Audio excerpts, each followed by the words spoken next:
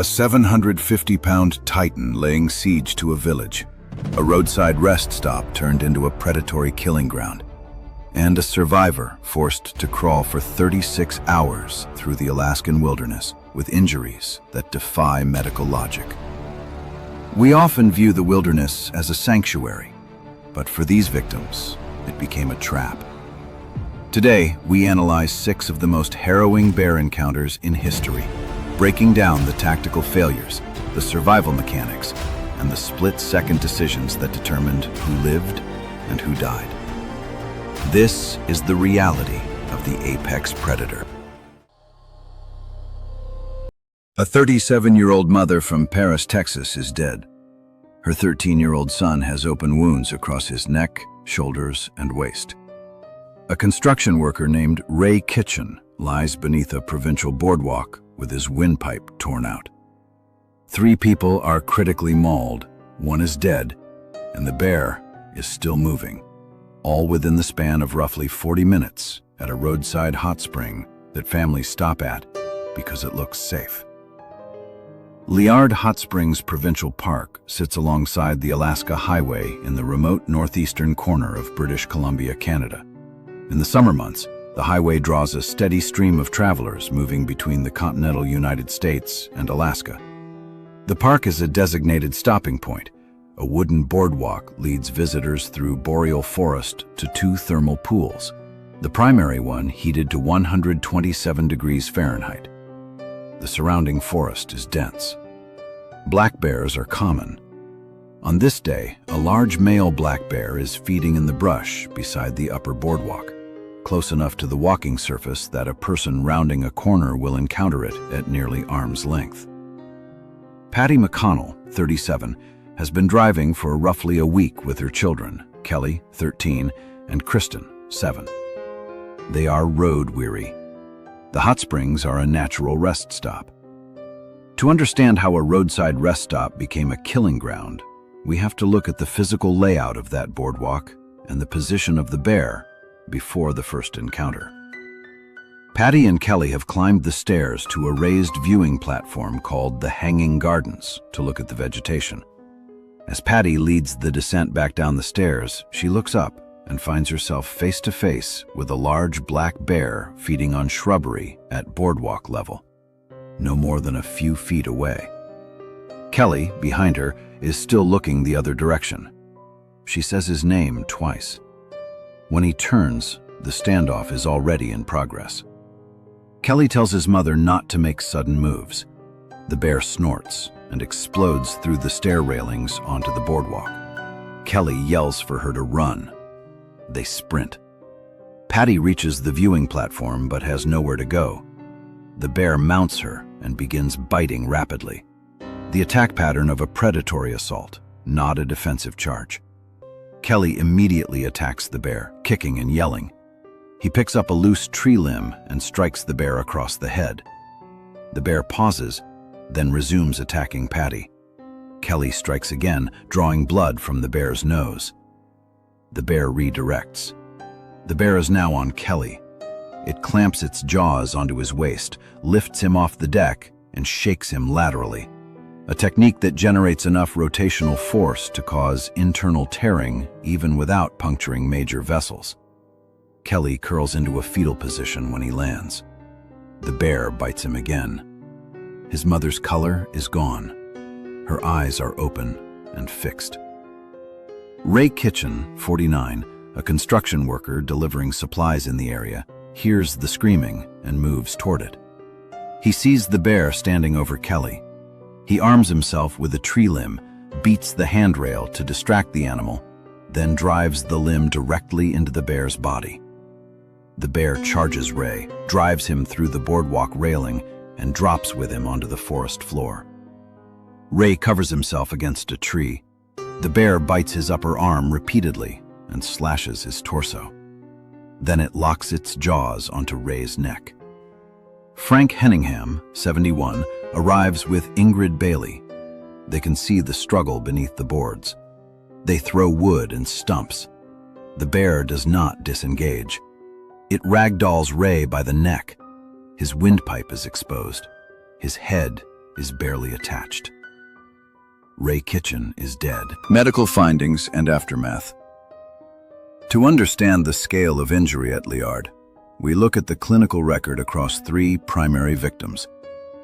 Patty McConnell sustained bite and claw wounds sufficient to cause fatal blood loss. She died at the scene later that day. Kelly McConnell presented with deep lacerations across the neck and shoulders, puncture wounds to the waist and torso, and signs of hypovolemic shock.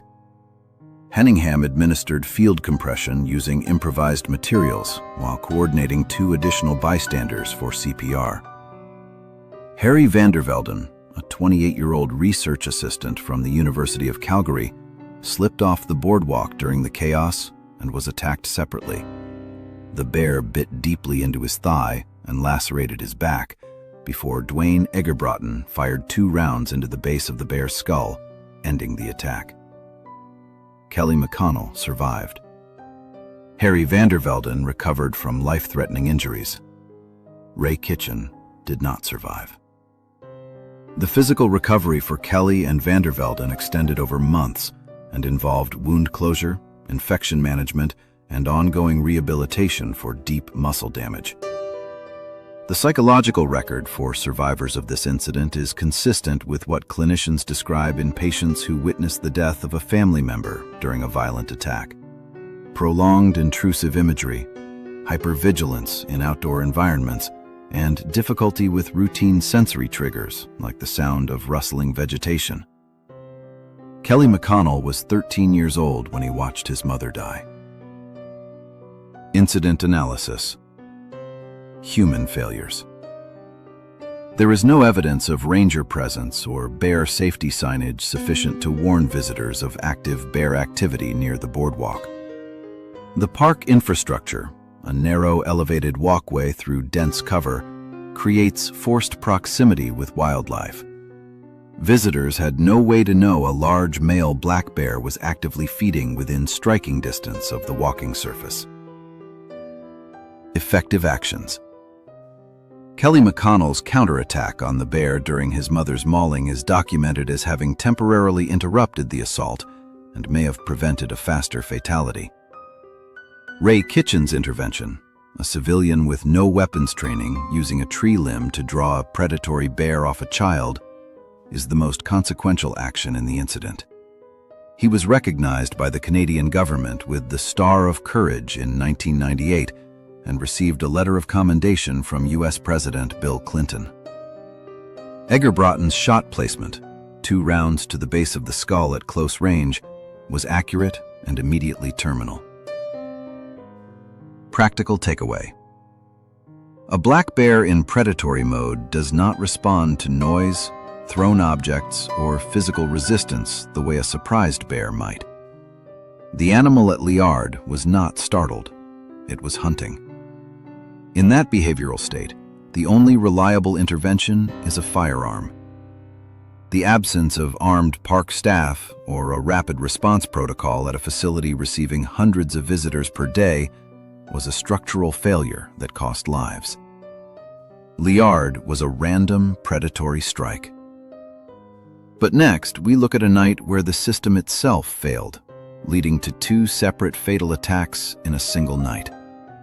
This is the infamous Night of the Grizzly. 2 young women are killed by 2 different grizzly bears in 2 different locations inside Glacier National Park on the same night. The attacks are separated by 8 miles and 4 hours. Neither camp knew about the other until morning. When the Park Service investigates, they find broken glass embedded in the gums of one of the dead bears, 20 bags of trash at one campsite, and an incinerator at the nearby chalet that the staff had decided not to use. Glacier National Park, northwestern Montana, August 12, 1967. The moon is not out. The trail to Granite Park Chalet crosses some of the highest open terrain in the northern Rockies. Views across the Going to the Sun corridor, exposed ridge lines, and, at night, a darkness that is close to total. The chalet is booked full. Two of its seasonal employees, Julie Helgeson, 19, and Roy Ducat, 18, have set their bedrolls a quarter-mile from the building. 8 miles away, at Trout Lake, 5 employees of McDonald Lodge have made camp along the shore. Both groups are sleeping in open terrain. Both groups have food nearby. Both camps have been visited by bears before dark. To understand why 2 fatal attacks happened on the same night in the same park, we have to look at what was happening at the food sources that were conditioning these bears in the weeks and months before August 12th. Granite Park Chalet had an incinerator installed the previous year. Staff chose not to use it. Garbage was deposited in an open pit. Bears came to the pit. Staff encouraged visitors to watch them. The bears, including one sow, were attending the dump site regularly enough that she had sustained an injury to one of her hind feet, likely from broken glass or a tin can. That injury did not stop her feeding. It meant she was already in an elevated stress state when she left the dump and moved toward the campsite. Around midnight, Julie Helgeson woke Roy Ducat. There was a bear nearby. The bear approached, attacked Roy first, clamping onto his sleeping bag and throwing him several yards, then bit his back twice and his leg once. Roy played dead. The bear stopped. It then moved to Julie. She screamed. Roy ran toward their gear looking for a camera flashbulb to use as a distraction, couldn't find it, and ran uphill to the chalet. Joan Devereaux, a naturalist staying there, immediately radioed for emergency assistance. The rescue that followed required helicopter pilot John Westover to navigate mountain terrain at night with no working instrumentation, flying by the absence of stars to locate ridgelines, guided by firelight on the ground. He landed adjacent to a sheer cliff. A search party, including Steve Pierre, a member of the Kalispel Native American tribe, used a burning metal basin as a torch and eventually found Julie by voice, following her faint response to their calls. She was alive, but had lost too much blood. Surgeon John Lipinski and others worked on her at the chalet. Father Connolly said the Lord's Prayer with her. She died at 4:13 a.m. on August 13th. At Trout Lake, the sequence was different, but the outcome was the same. A large silver male grizzly had raided the camp's food stores earlier in the evening. The group relocated. The bear returned intermittently, woof-puffing at the campers from the darkness. Paul Dunn's sleeping bag zipper was broken. The bear clamped onto his bag and shirt. He scrambled into a tree and yelled warnings. Michelle Coons continued playing dead in her sleeping bag. The bear bit her arm and dragged her into the forest. The remaining campers heard her say the words, and then nothing more. Ranger Leonard Landa led an armed team to the site at first light. Michelle's body was found up the mountain along a drag trail marked by blood and tissue. Medical findings and aftermath. To understand the full scope of these 2 incidents, we look at the physical evidence recovered with the bodies and from the bears. Julie Helgeson had sustained multiple deep puncture wounds to her back from the bear's jaws and extensive claw lacerations across her body. She had been stripped of her clothing. Blood loss was the cause of death. Roy Ducat survived with arm and leg bite wounds and deep claw lacerations, injuries that required hospital treatment and extended recovery. The male grizzly shot at Trout Lake was emaciated, a large framed animal that was visibly underweight, indicating chronic difficulty finding adequate natural food. Broken glass was embedded in his gums, consistent with feeding at trash sites. The sow shot near the chalet had blood on her claws and an injured hind foot pad. Both bears were dissected. Hair matching Julie Helgeson was recovered from the sow's stomach. The physical evidence confirmed what the management record already suggested. These were trash-conditioned bears. The events of August 12, 1967 were memorialized in a PBS documentary and a book, both titled Night of the Grizzlies by author Jack Olson.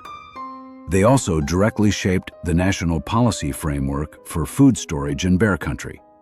The hard-sided container and bear box systems that are now standard in U.S. national parks trace their regulatory origin, in part, to what happened at Glacier that night.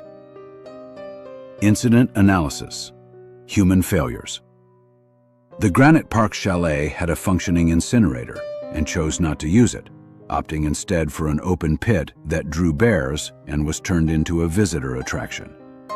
The Trout Lake campsite had 20 bags of trash left by prior visitors, a food signal that pulled the male grizzly away from Kelly's camp and toward the lake.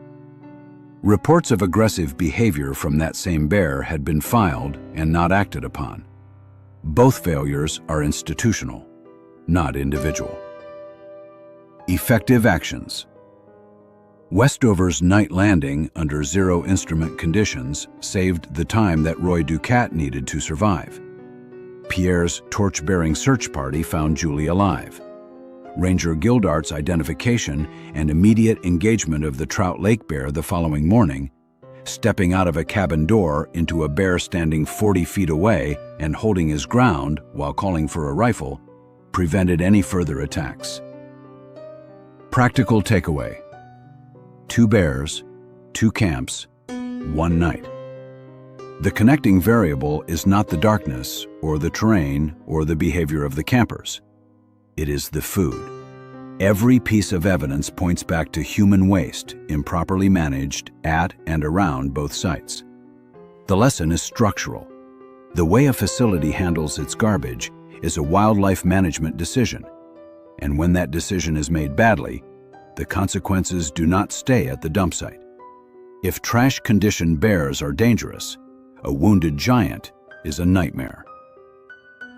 We're going back to 1915 Japan, to a 700-pound titan that didn't just attack a camp, it laid siege to an entire village.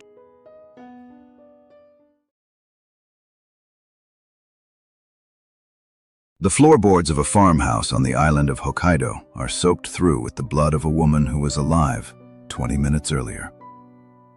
By the following morning, a search party of 30 men walks into the forest and within moments faces the same animal. And 5 of them fire before it retreats. By the time the killing stops, 6 people are dead, a village is abandoned, and a bear weighing 749 pounds has consumed portions of 4 human beings. It is early winter, 1915, on the remote agricultural frontier of Hokkaido, Japan's northernmost island. The Aihida family farm sits at the edge of a settlement called Sankebetsu, deep in terrain that belongs more to the wilderness than to the men who work it. The temperature drops well below freezing by mid-afternoon. Snow has already settled across the flat farmland, and the tree line begins just beyond the last outbuilding.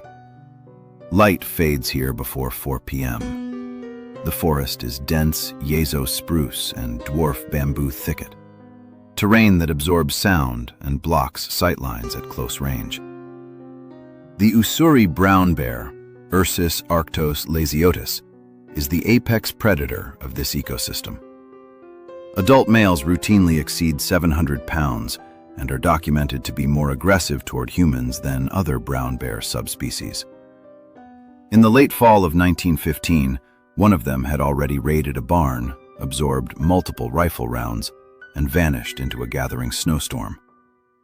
He is hungry, injured, and still moving.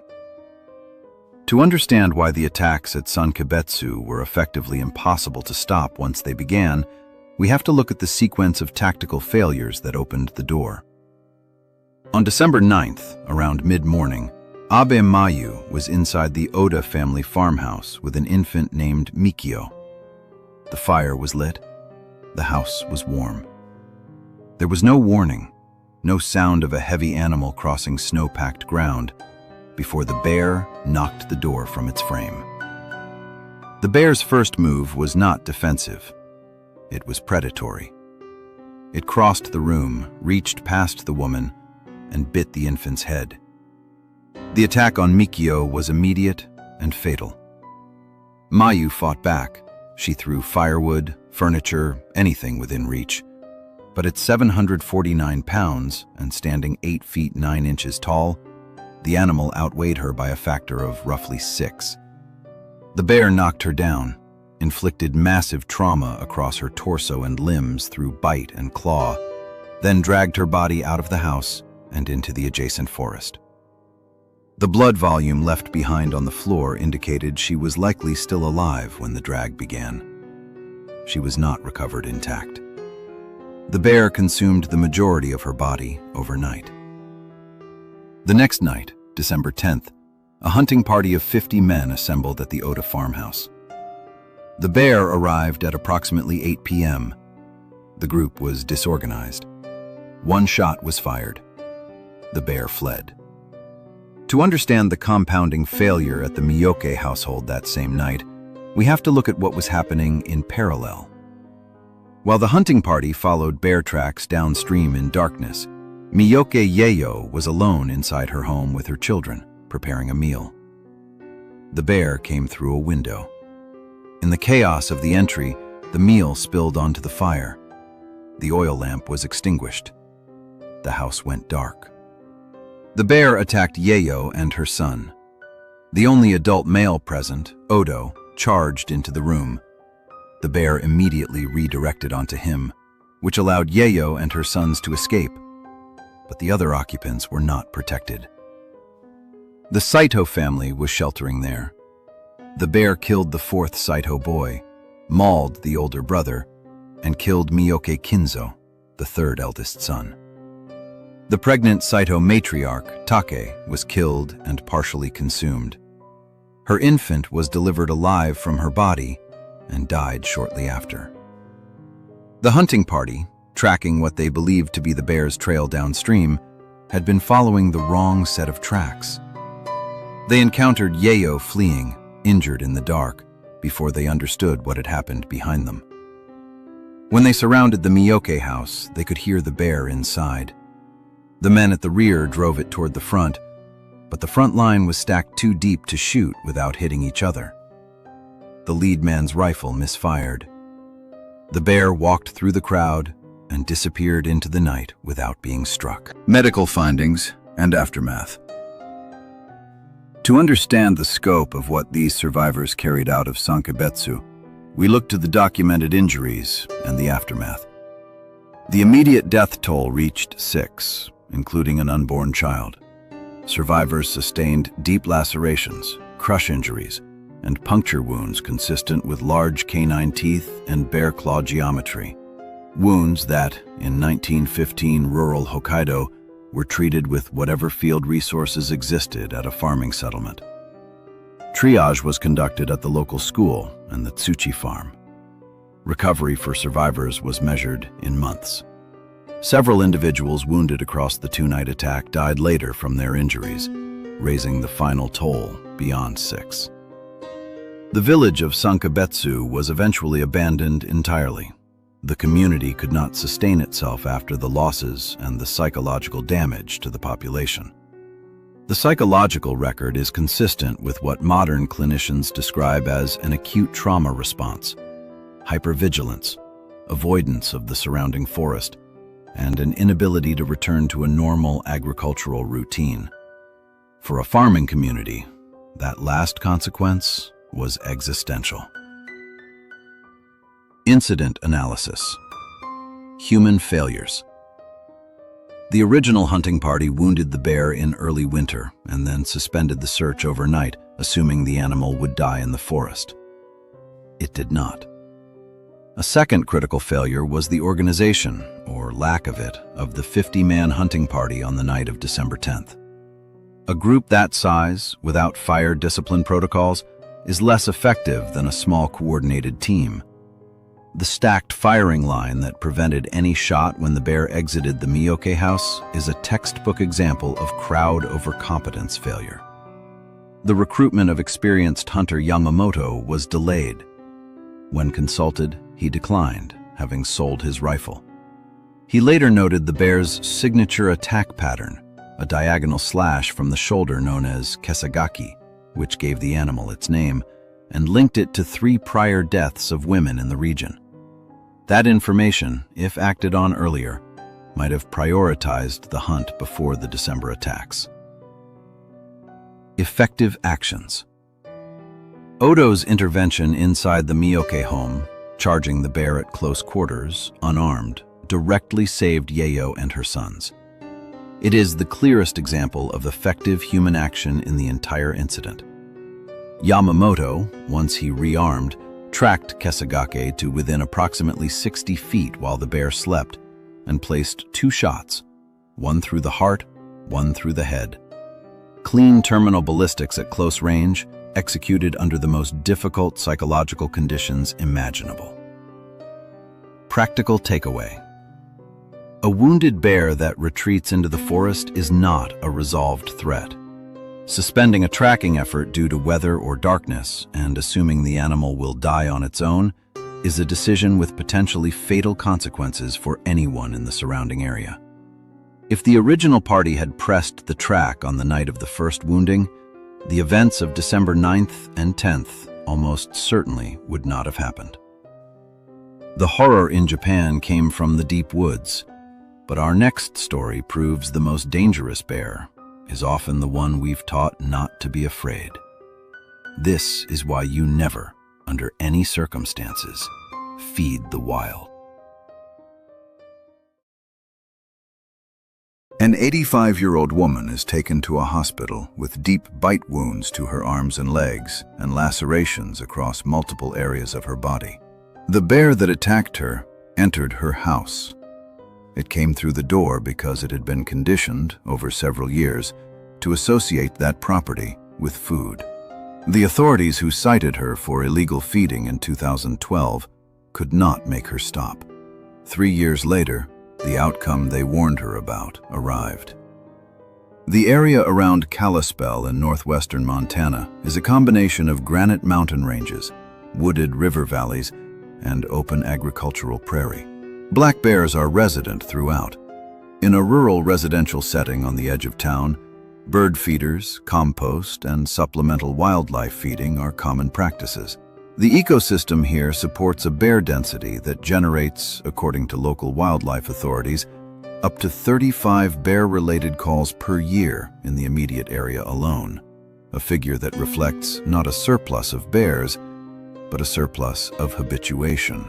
The bears are not living in the wild. They are living on a circuit of human-sourced food. Barbara Paschke, 85, is a single woman living on a rural acreage. She has been feeding wildlife on her property for years. First birds, then chipmunks, then bears. She knows the individual by sight. She feeds them specific foods. The local black bears know exactly where she lives. To understand how a bear ended up inside Barbara Paschke's house on the evening of September 28, 2015, we have to look at what habituation actually does to a bear's risk calculus. A habituated bear does not approach humans despite fear. It approaches humans with the absence of fear. That is a different animal. The young female black bear that entered Barbara's house that evening had grown up in an environment where human structures were associated with food, and where no negative reinforcement had ever redirected that association. The door of a house is not a deterrent to an animal that has spent its entire developmental period treating that property as a feeding station. The bear entered the house at some point in the evening, undetected. The attack occurred without warning. It bit and clawed Barbara across her arms and legs and attacked multiple other areas of her body. The injuries were immediately life-threatening. She survived to reach the hospital. Responding wildlife officers captured and euthanized multiple bears in the area. Gut content analysis confirmed the presence of millet and sunflower seeds, neither of which grows naturally in the local ecosystem. The attacking bear was later determined to be just over a year old, likely the sister of another bear that was captured. The original attacker was never caught. Medical findings and aftermath. To understand the medical picture, we look at the documented injury pattern and the systemic context that created it. Barbara sustained deep bite wounds to both arms and one leg, with additional claw lacerations across several areas of her body. The injuries required acute care at the local hospital. At 85, the physiological reserve for major trauma recovery is reduced. Wound healing is slower, infection risk is elevated, and the cardiovascular stress of significant blood loss carries greater consequences than in a younger patient. She survived. The recovery period for injuries of this type at her age extends over weeks to months, with ongoing wound management and monitoring for secondary infection. The structural damage from deep bite wounds, particularly to the forearm musculature, can result in permanent loss of grip strength and range of motion. The psychological dimension is documented in cases where a person's own home becomes the site of a violent attack. The security assumption that allows normal domestic function, the sense that the inside of one's home is a controlled space, is eliminated. For an 85-year-old living alone in a rural area, that disruption is not minor. Incident analysis, human failures. Barbara Paschke was cited by authorities for illegal bear feeding in 2012, 3 years before the attack. She did not stop. Her neighbors also continued feeding bears after the attack, prolonging the dangerous habituation cycle in the same geographic area. The legal mechanism available to authorities, a citation, was insufficient to change the behavior. The bears that were conditioned on that food circuit did not unhabituate. They continued their pattern until one of them entered a house. Effective actions. Responding officers acted efficiently in the aftermath, conducting gut content analysis to confirm the food source and euthanizing the implicated animals. The forensic approach to confirming millet and sunflower seeds as the dietary link was precise and documented. Practical takeaway. Feeding a bear does not create a relationship. It creates a food-conditioned animal that has lost its wariness of human structures. That animal will eventually follow the food source wherever it leads. 35 annual bear conflict calls in a small residential area are not background noise. It is a direct measurement of how many animals have been pulled off their natural range and oriented toward human property. The citation issued in 2012 described exactly what would happen. It happened in 2015. A habituated bear loses its fear, but a starving bear loses its hesitation.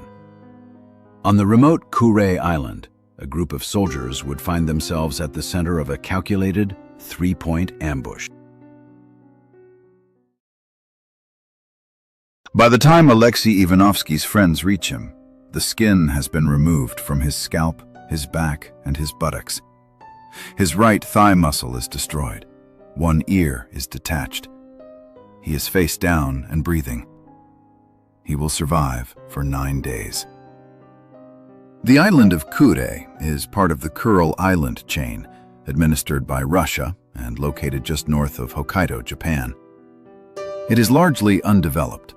Volcanic terrain, hot springs, dense coastal vegetation, and a persistent wind off the North Pacific. A Russian military installation operates on the island, and for the soldiers stationed there, crabbing along the shore is a routine recreational activity. On October 22, 2019, the air temperature is dropping. The brown bears of the island are in a critical pre-hibernation window. Bears that have not accumulated sufficient fat reserves will not enter dormancy. They will keep feeding, and they will be desperate. Alexi Ivanovsky and several friends from the army base spread out along the beach. They are looking for crabs by locating the small tunnels the animals dig in the sand, then reaching in carefully to extract them. It requires close attention to the ground immediately in front of you. It does not allow for broad environmental scanning. To understand why Alexi had no viable escape route when the attack began, we have to look at the sow's and her cub's positions before he saw them. A sow, an adult female brown bear with cubs, has been observing the crabbing party's activity from a distance. She and her cubs are underweight. She moves uphill through low coastal vegetation toward Alexi's position, while her cubs flank him from the opposite direction. By the time Alexi looks up, the bears have completed a 3-point encirclement. There is no direction he can move toward that does not take him closer to a bear. The sow approaches slowly, then clamps her jaws onto his lower leg. Alexi screams. His friends start moving toward him. The sow sees them coming and drags him a short distance to create separation. Then the attack accelerates. She bites and claws across his torso. She moves to his head and begins removing his scalp. Not tearing randomly, but pulling the skin away from the skull in a sustained motion. She strips his scalp entirely, then continues down his back. The physiological mechanism is the bear's use of grip and leverage to peel soft tissue from the underlying fascia. Alexi covers his face with his hands and lies prone. He cannot feel the pain at this stage. Adrenaline and shock are suppressing sensory transmission, but the tissue damage is catastrophic. She works down to his buttocks and strips the skin there as well. She then moves to his right thigh, biting through to the muscle layer and tearing.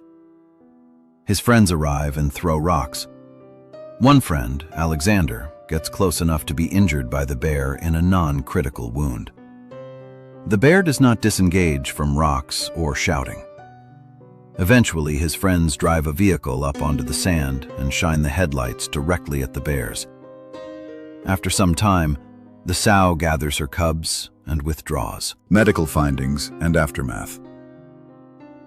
To understand what the medical team at Yuzhno-Sakhalinsk was managing, we have to look at the full catalog of injuries Alexi presented with on arrival.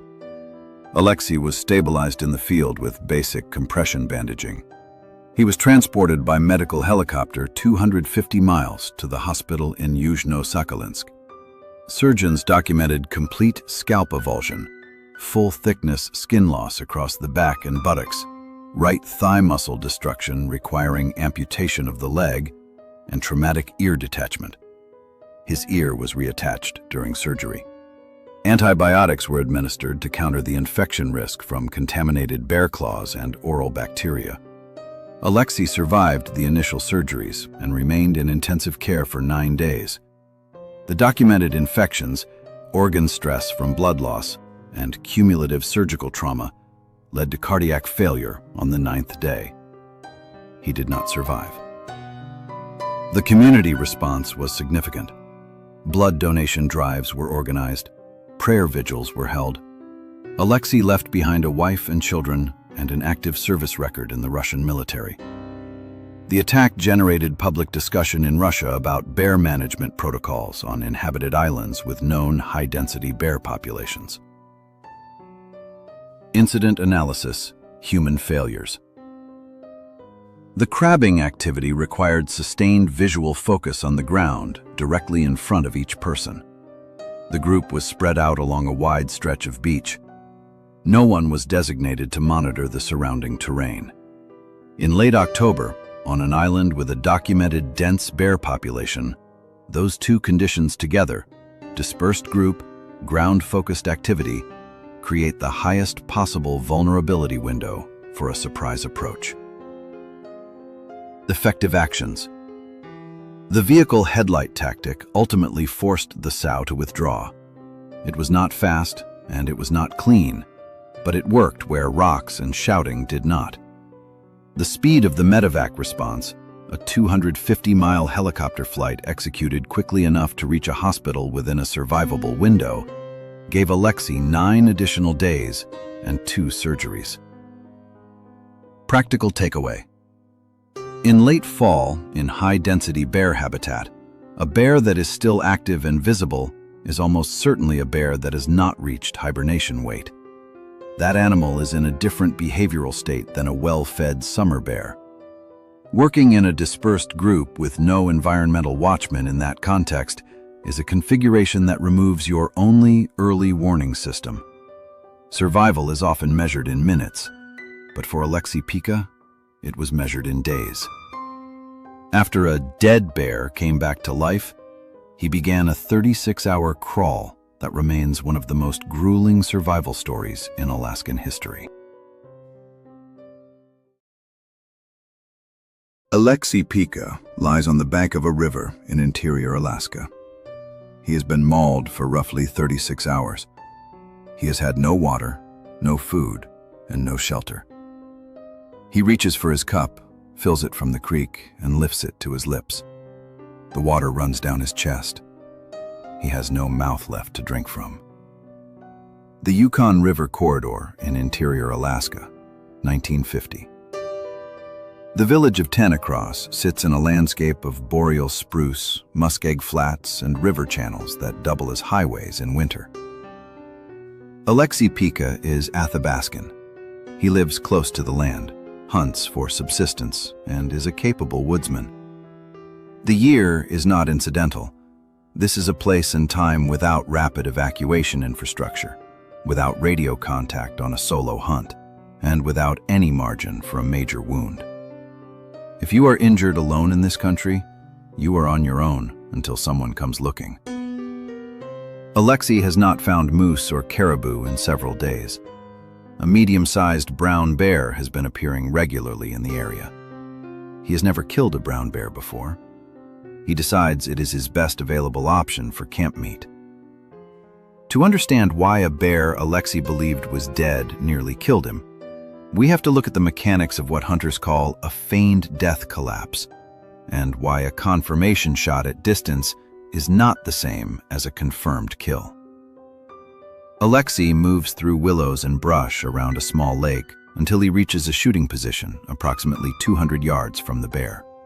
He fires his .30-30 Savage. The bear collapses mid-step. Alexi chambers another round and fires over the animal to test for reaction. None. He approaches. At approximately 10 feet, the bear comes off the ground at full speed. The collision is head-on and immediate. Alexi is knocked unconscious. When he comes around, he is on his back. The bear is standing over him, its face inches from his. The stench is described as the thing that brings him back to full awareness. He does not move for his rifle. It is leaning against a tree several feet away. He reaches slowly for his belt knife. He drives it into the bear's abdomen. He loses consciousness. He comes back and drives the knife in again. The bear's blood runs over him. Alexi begins speaking to the bear in his native language, telling it to go, saying he will not hurt it further, calling on the traditional understanding that bears and humans share a spiritual kinship that requires respect, even in conflict. He loses consciousness again. When he next opens his eyes, the bear is gone. A short distance away, he hears the bear's death vocalization. He is alive. The bear is dying. He is approximately half a mile from his canoe, and he cannot stand. Medical findings and aftermath. To understand what the medical staff at Tanacross saw when Alexi arrived, we look at the injury catalog assembled over 36 hours of crawling. Nearly the entire right side of Alexi's face had been removed. His right cheekbone was torn away. His right eye and nose were gone. His left cheek had a chunk of tissue missing. His mouth was almost absent. The skin of his lower face had been pulled down and was hanging from what remained of his jaw. He had 3 teeth left. He crawled approximately half a mile through forest duff on his elbows over several hours, with blood continuously running into his single functioning eye. He was on the riverbank for nearly 20 additional hours after reaching the canoe, before his wife, daughter, and a friend found him in 2 canoes and brought him back to Tanacross. Doctors at the Tanacross Medical Facility noted his survival as medically remarkable, given the blood loss, dehydration, and exposure duration. Alexi underwent multiple plastic surgery procedures over a hospital stay that lasted months. The surgeries reconstructed portions of his face to restore basic function. He was treated for infection throughout. Alexi Pika survived and returned to his village of Kalta and his family. He bore the physical results of the attack for the rest of his life. There is no documented formal psychological record, but the community-grounded nature of his recovery, returning to the land, to his village, to the relationships that defined his life, is consistent with the resilience patterns documented in subsistence culture trauma survivors who maintain strong social and environmental connection post-injury. Incident analysis. Human failures. The confirmation protocol Alexi used, firing over the downed bear to test for reaction, is visually logical but physiologically incomplete. A bear in traumatic neural shutdown can present as fully dead while remaining capable of explosive movement when stimulated by a close approach. The standard recommendation from experienced hunters is to wait a minimum of 30 minutes before approaching any downed bear, and to approach from behind the shoulder with a follow-up shot available, not from the front at 10 feet. Alexi approached from the front at close range with his rifle set against a tree. Effective actions. Alexi's knife deployment under conditions of partial consciousness is the action that ended the attack. He was pinned, disoriented, and in shock, and he still executed the necessary motor sequence to draw the blade and use it twice. His decision to then speak to the bear, drawing on cultural knowledge about bear behavior, may have de-escalated the animal's remaining aggression. His orientation toward his canoe, maintaining that single navigational objective across 36 hours, kept him alive long enough to be found. Practical takeaway. Distance and apparent stillness are not confirmation of death in a large predator. A wounded bear that has collapsed can be medically alive and physically capable of a second attack for a period of time that is longer than most hunters account for. The half-mile crawl that followed this attack and the 36 hours that elapsed before rescue are a precise measurement of what the cost of that assumption looks like in the field. From the remote islands of Russia to the deep boreal forests of Alaska, these stories aren't just accounts of tragedy, they are blueprints for survival. They remind us that when we step into the wild, we are entering a world with its own rules. Respect the boundaries, manage your food, and never assume the danger has passed. If you found these survival analyses helpful, consider subscribing for more deep dives into the world's most intense wildlife encounters. Stay safe out there. Hey, we need your help. If you've loved these terrifying true stories so far, we need your help to keep sharing them and create new episodes every week.